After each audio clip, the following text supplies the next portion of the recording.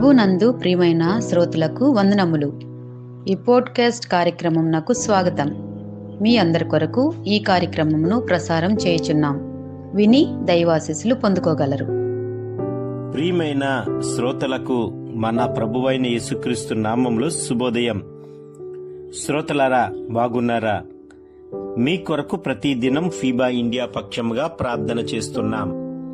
రండి, ఈ ఉదయకాలము దేవుని సన్నిధిలో వాక్యాన్ని ధ్యానము చేద్దాం. ఒక తోట కొరకు ఈ ఉదయకాలం మీ మధ్యన మాట్లాడాలని ఆశపడుతున్నాను. మొదటి ఆదాము ఒక తోటలో ఓడిపోయాడు.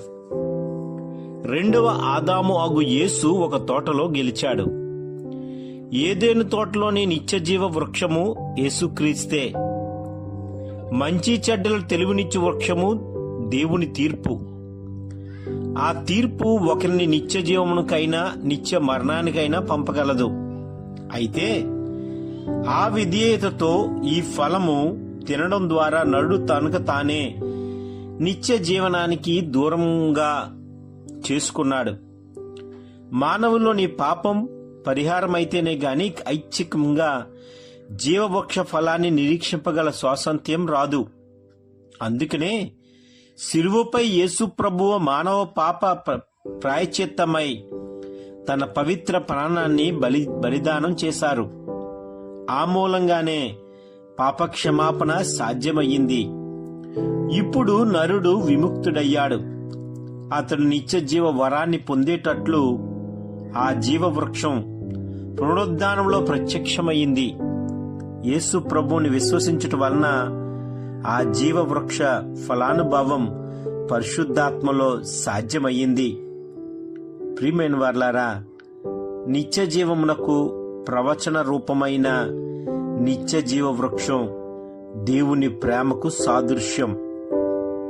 తీర్పుకు ప్రవచన రూపమైన మంచి చెడ్డల తెలివినిచ్చు వృక్షం దేవుని పరిశుద్ధతకు సాదృశ్యం.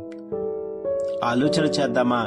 జయించువానికి దేవుని పరదేశంలో ఉన్న నిత్యజీవ వృక్షమును భుజింపనిత్తును అని దేవుడు మాట్లాడుతున్నాడు. ఒక తోటలో ఆరంభమైన నరుని కథ యేసు అను దేవుడు ఈ లోకంలో జన్మించుట ద్వారా ఆ అపూర్వ నరుని కథ ఒక తోటలోనే ముగిశాయి. ఒకనాడు దేవుని పరదేశు అనే తోటలో నరజాతి సంకల్ప సిద్ధి పొందుతుంది. ఆలోచన చేద్దామా? మన జీవితాల్లో ఓడిపోతున్న మీరు నేను యేసుక్రీస్తు మన జీవితాల్లో జన్మిస్తే మనము నిత్యజీవం వృక్షము వలె వికసిస్తామని దేవుని వాక్యం తెలియజేస్తుంది. ఆలోచన చేద్దామా?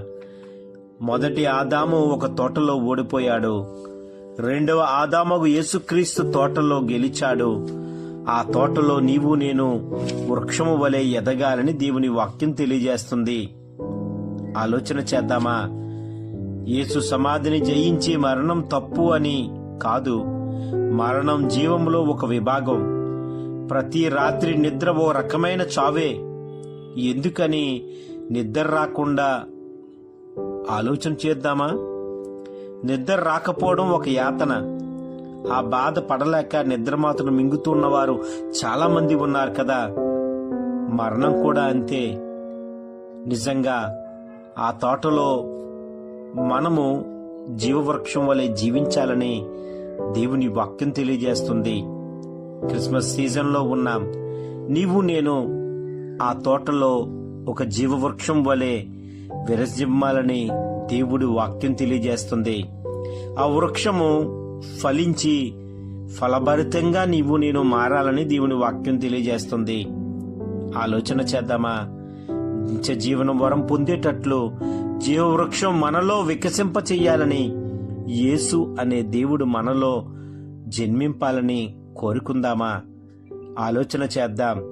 ఇకనైనా దేవుని కొరకు ఎదురు చూస్తూ నా హృదయంలో, మా కుటుంబంలో, మా సంఘంలో, మా సమాజంలో, మా వ్యక్తిగత జీవితంలో యేసుప్రభు ఎదగాలని, యేసుప్రభుకి మనము మన జీవితాన్ని సమర్పించుకుందాం. ఆయన మనలో కనబడాలి. మన ప్రవర్తన, మన క్రియలు, మన జీవితం, మన జీవిత విధానం, మన పరిచర్య, మన కుటుంబం, మన పరిస్థితులన్నీ యేసుకు సాదృశ్యంగా ఉండాలన్నదే దేవుడు ఈ ఉదయకాలం మనతో మాట్లాడుతున్నాడు.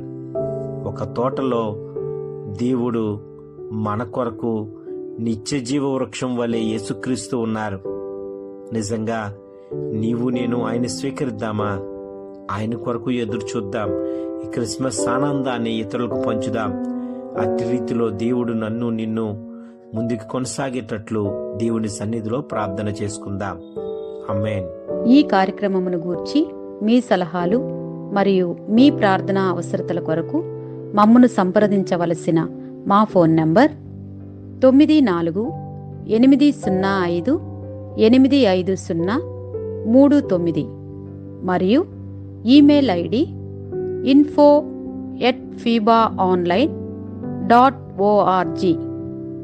మా ఫోన్ నంబర్ మరొకసారి 9480585039. Email ID info@fibaonline.org.